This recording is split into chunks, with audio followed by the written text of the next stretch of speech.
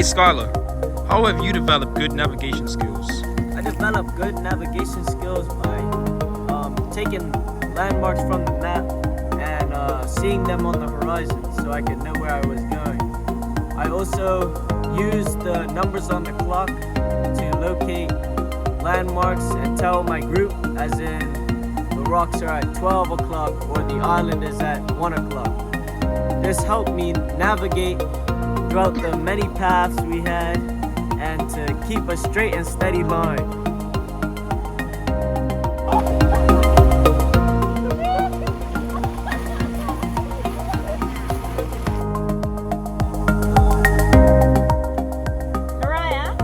Tell us about some of your highlights of your Gold Adventurous Journey so far.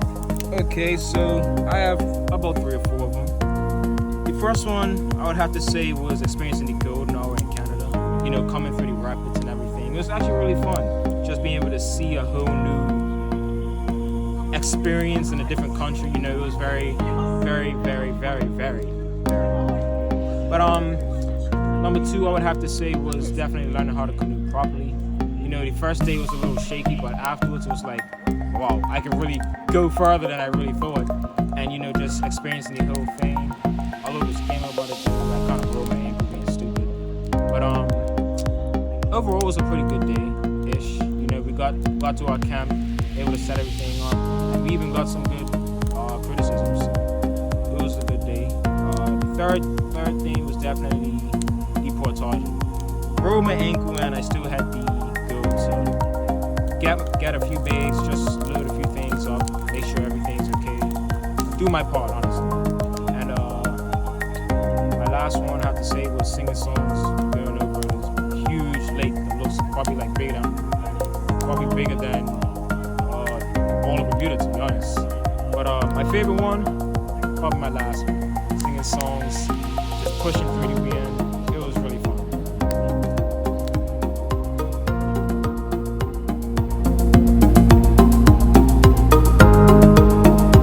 Anaje, how would you say you developed leadership skills throughout this endeavor? My main role was to cook, so I was able to demonstrate my abilities through preparing the meals, cooking them, and plating them. I was able to teach my peers culinary skills, and some of my favorite meals to cook was definitely the apple crumble pie and the cinnamon rolls.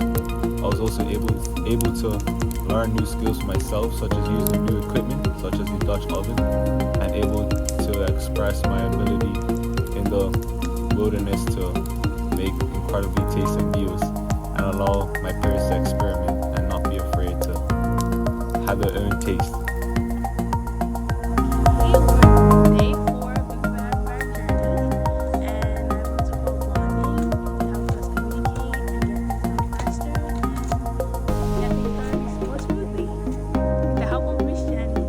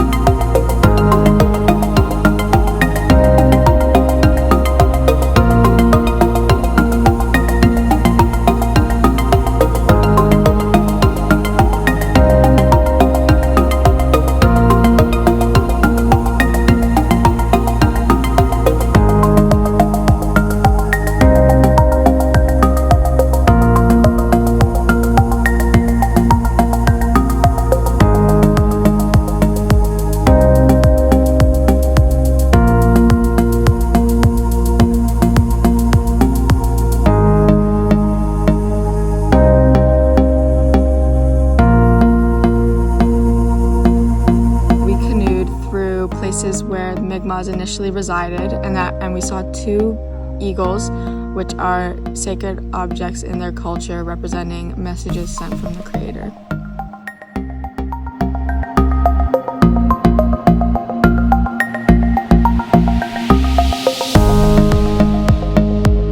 They were forced out of their homes and forced to live in places where they weren't able to thrive as much. And then they forced the Mi'kmaq people into residential schools, which kind of depleted and took away from their cultures. And it was a whole thing, just how they weren't able to learn about the cultures and they were actually penalized for it. Those are some of the things that stood out to me and just made me think about how our culture is and how blessed we are to even have something where we can learn about our cultures and be able to thrive off of how we live.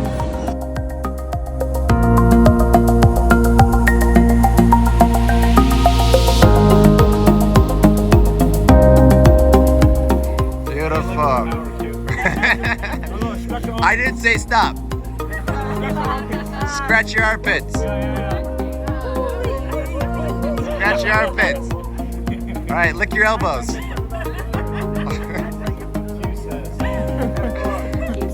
Hugh says, put your hands up in the air. Nice. This is a great video, guys.